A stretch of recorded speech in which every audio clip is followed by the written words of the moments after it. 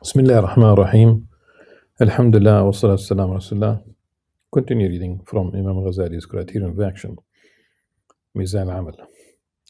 And again, if you are following the Dar al-Minhaj edition, the Arabic edition, we are on page 274, and we are about to read the fourth duty, all about money acquisition, but then expenditure, and that's practically what we are going to read. The Imam Ghazali rahimahullah said on the fourth duty pertains to releasing and spending wealth. Just as income has a specific channel, so too does expenditure, and proper hierarchy must be observed in this. Expenditure can be praiseworthy or blameworthy, just like acquisition. Praiseworthy expenditure is that which is done for the sake of justice, namely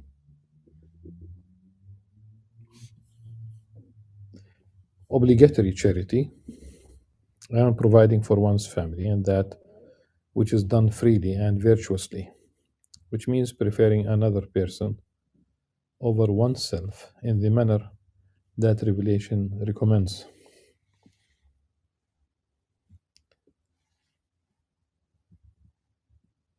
The preference of another person, this is, of course, it means that it is supererogatory. And in practice, we have a story. We have a story of two companions, a man and his wife, who hosted the guest of the Prophet ﷺ, and there was only one meal practically that they had for their children, but they put the children to sleep. They turned the light, because it was evening, off, and so whatever lantern or whatever source of light they had, and they pretended to be eating with the guest. And the guest had his meal, and in the following morning, the Prophet ﷺ said, to the effect that Allah subhanahu wa ta'ala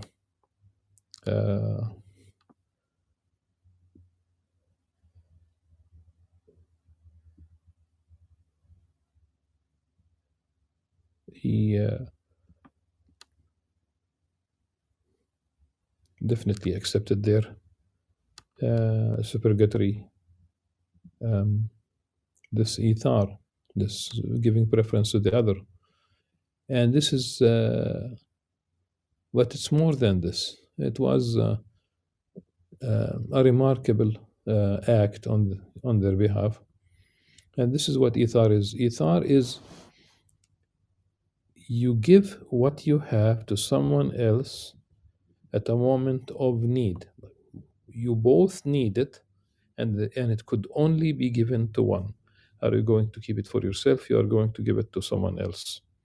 That's ithar.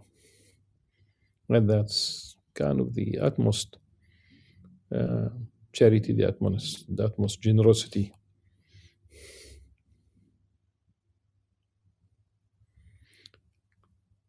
Blameworthy expenditure is of two kinds: excess and negligence.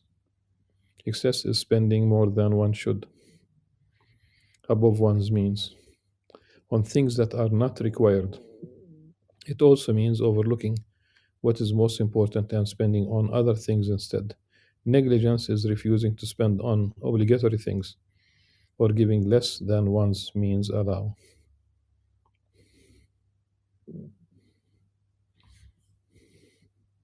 When a person acquires wealth through a valid channel and spends it on a valid channel, he is praiseworthy and deserving of reward. You might ask, if Allah offers someone abundant wealth, is it better to take it and spend it on good causes or to decline it. Know then that this has ever been a matter of contention. Some say that people are of three kinds. There are those who are engrossed in the here below and have no concern for the hereafter, other than occasionally speak and entertain idle thoughts about it. These are the majority, who in the book of Allah are called worshippers of false gods, the worst of beasts, and so on. Then there are those who are extreme opposite of this, who devote their aspirations entirely to the hereafter and do not pay the here below a second thought. These are the devotees. And Nusak, probably that's what it is. The first one, those who are the extreme opposite of this, who devote their aspirations entirely to the hereafter and do not pay the here below a second thought. I just wanted to mention the Quranic version because here's in the book of Allah. These are Abadat al-Taghut.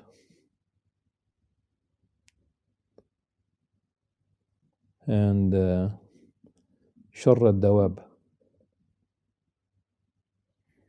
As in Sharr al-Dawab عند الله الصم البكم الذين لا يعقلون. They are the worst beasts, the worst of beasts. They are deaf, they are dumb, they are not physically deaf. They are deaf, they do not listen, they don't hear the truth, they don't abide by the truth.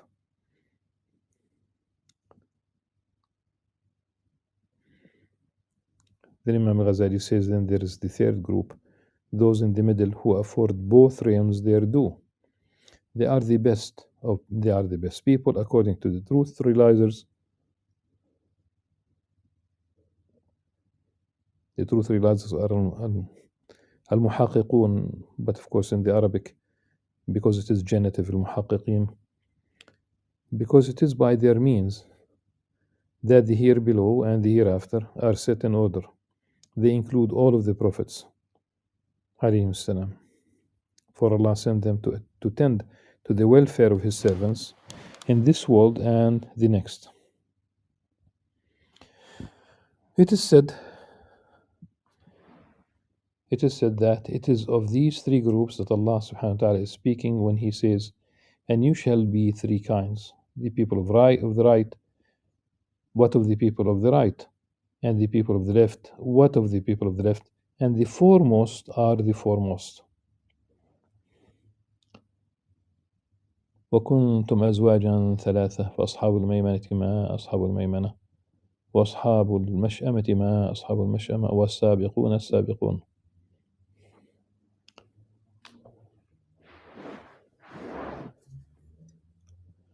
Those who tend to worldly and religious matters as is required and in the manner required, combining the two, are the vicegerents of Allah upon His earth.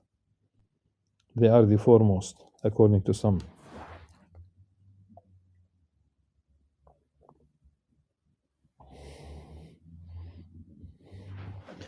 Yet,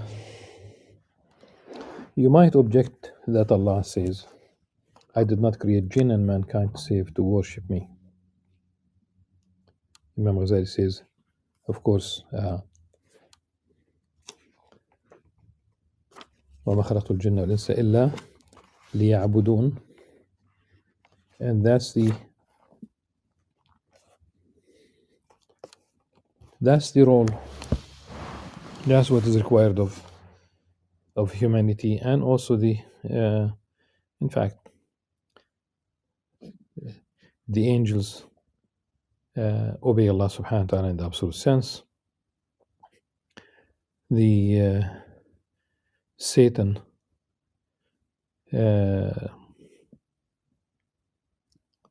rejects truth also in the absolute sense. But in fact, for the world of the jinn, faith is a possibility, and some of them became Muslim. And there's a chapter in the Quran named after jinn, and then in that they confess that they did hear Qur'anan ajaba, and they did believe. So there are believers and there are non-believers amongst them, and of course humanity. So the jinn and ins, they do have the option, they do have the will also. They do know they could be either or.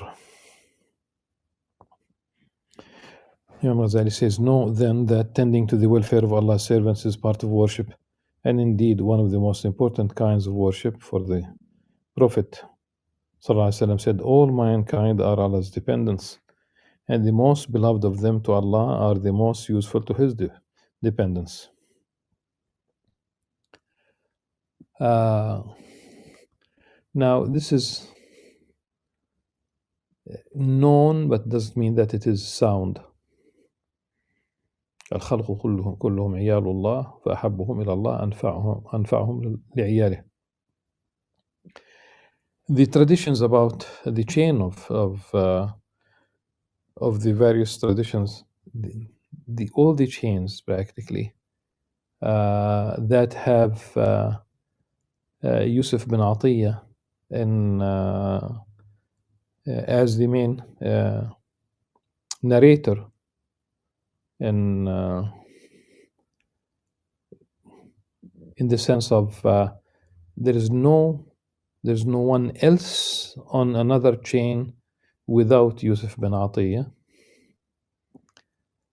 The scholars of hadith, like Abu Dawud, said that Yusuf bin Atiyah is nothing, laysa bishay', and Nasai said that he's matruk al-hadith, that his traditions are abandoned, that they will not, meaning that he will not include them in the compendia of traditions. And Imam al-Bukhari said munkar al-hadith. His narration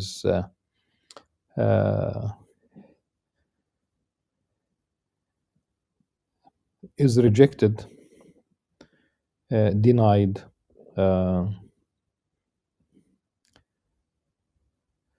So all of them, and it's a very harsh, not harsh in the sense of I object, but I'm saying that it is it's harsh to the degree that you cannot accept a hadith from Yusuf bin Atiyah, and thus this hadith is obviously it's not a hadith at all.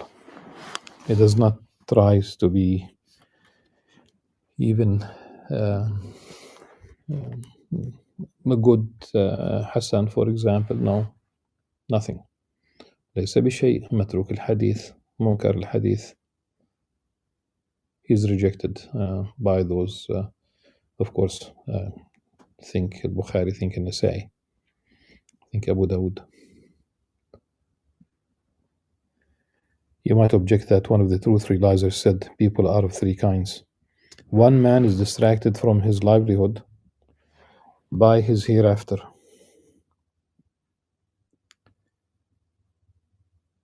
He is one of the victors.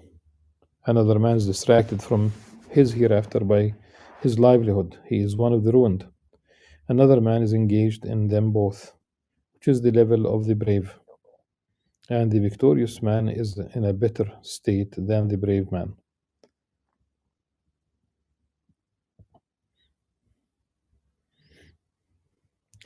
Know then that there is a secret to this, which is that the loftiest station can only be attained by braving perils.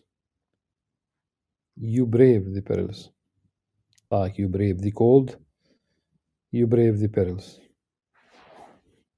This statement was meant as a warning, drawing attention to the peril of vicegerency for Allah among His servants, so that only those capable of bearing it would put themselves forward for it. It is related that one of the sons of the righteous kings attained a high level of knowledge and wisdom, and withdrew from society. You might think that he would stick around thinking that he's next in line, for example. He withdrew from society and became detached from the world. One of the kings wrote him a letter saying, "You have resigned from our position. If you have found your experience to be better than ours, then tell us, that we might leave it too. But do not suppose that I shall accept what you say without proof." So he wrote back saying, "No, do know, that is, know that we are servants of a merciful Lord who sent us to fight an enemy and told us that the aim of this was to conquer him." For example, Satan.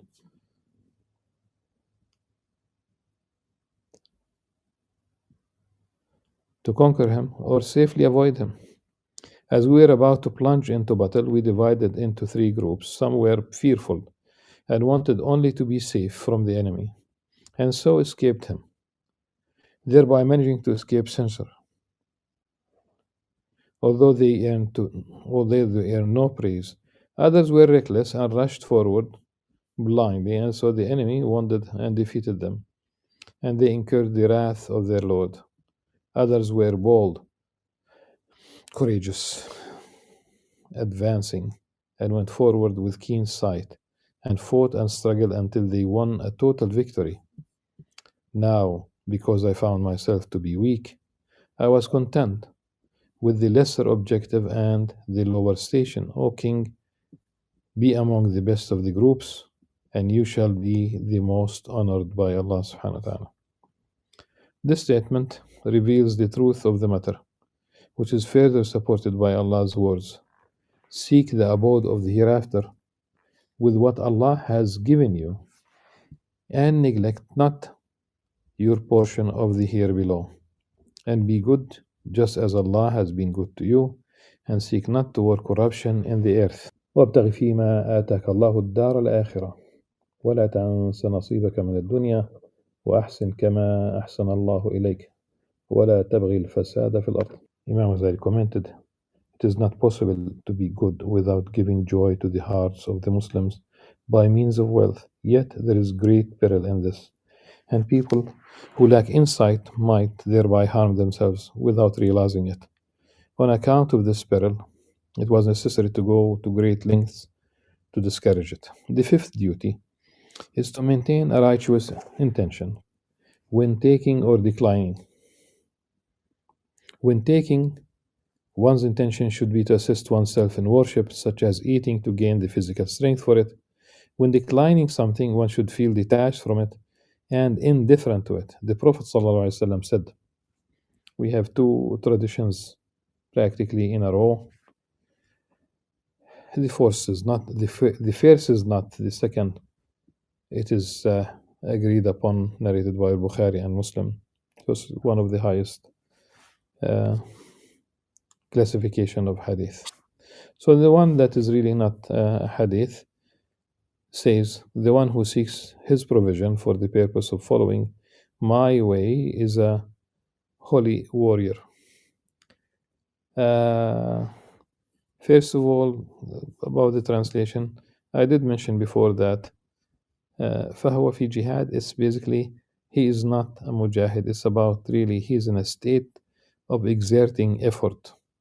That's about, that's the real meaning.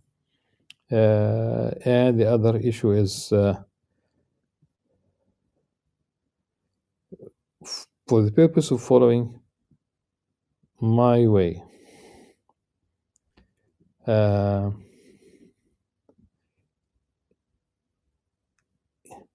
It's not the purpose of following my way. Really, it should be the one who seeks his provision, following my way, the path of seeking provision. على ما sun. That's basically the path for acquisition. Then he's in a state, of course, in a state of the state of jihad, but of course it's not qital. Okay, and we move with the. He also said to Ibn Mas'ud, now the hadith is sound and narrated by Bukhari Muslim. The believer is rewarded for everything, even the morsel he puts in his wife's mouth. The morsel, the bite, the mouth bite, that is. So the believer is rewarded for everything, even the morsel he puts in his wife's mouth. That's muttafaq alayh. By believer, the Prophet ﷺ meant, this is a comment of Imam Al-Ghazali, the one who knows the realities of things, and in his every engagement seeks the face of Allah and assistance on the path to Him. It is clear, then, that the ascetic is not the one who has no wealth, but the one who is unconcerned with wealth. So, and I think this is really the notion of Zahid. Okay?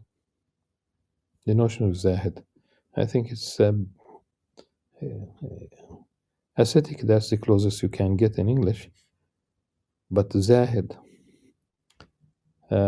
detached, is the exact wording and does not reflect a state of wealth. Wealth is in his pocket, not in his heart. Even if he possessed the wealth of all the worlds. Thus Ali ibn Abi Talib said, if a man took everything on earth, seeking thereby the face of Allah, he would not be covetous. If a man took everything on earth, seeking thereby the face of Allah, in fact, the text says, وَلَمْ يُرِدْ بِتَرْكِهِ وَجْهَ اللَّهِ تَعَالَى. He did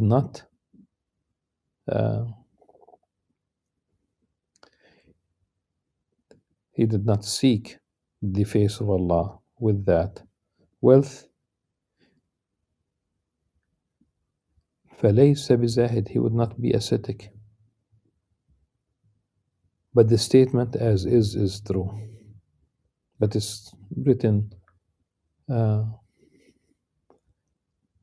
in the negative. Let all your movement and rest be for Allah subhanahu wa ta'ala. Let all your movement and rest be for Allah subhanahu wa ta'ala. So that your every motion is either worship or something that aids in worship, and that the worshipper cannot do without, such as eating or answering the call of nature, which both aid worship, though they are as far from acts of worship as can be. With this, the person of perfected soul may handle the here below, just as a skilled healer handles a snake, cautious of its venom, to extract its precious substance. As such, the common man looks on in confusion, supposing that the healer has picked up the snake in fascination at its shape and color, or to enjoy its smooth touch, or to take it as a pet. So he imitates him and picks up a snake and hangs it about his neck, and it kills him. In fact, there is a popular saying in this regard: the here below is like snake, which spits deadly venom despite its smooth skin. This is a line of poetry attributed to أبو العتاهية. هي دنيا كحية تنفث السم وإن كانت المجسة لانت. Inasmuch as you, when you touch a snake and you find it soft, it doesn't mean that it is not venomous. And this world, you might find it soft, but it could be spewing its venom. A blind man cannot be compared to a seeing man when it comes to scaling mountains, traversing cliffs, negotiating thorny paths. Just so, the common man cannot be compared to the perfect man when it comes to engaging with the here below. And the notion of al-kamil is, it needs really الإنسان الكامل.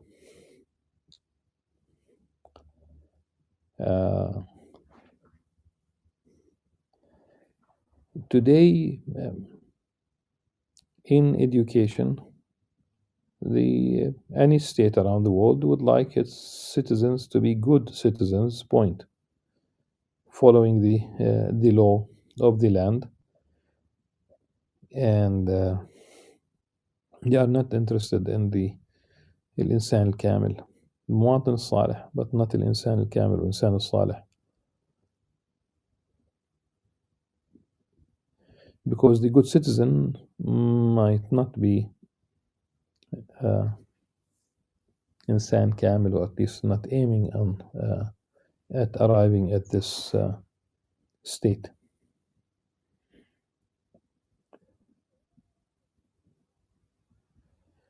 So just so the common man cannot be compared to the perfect man when it comes to engaging with the here below, consider the kingdom of Sulaiman.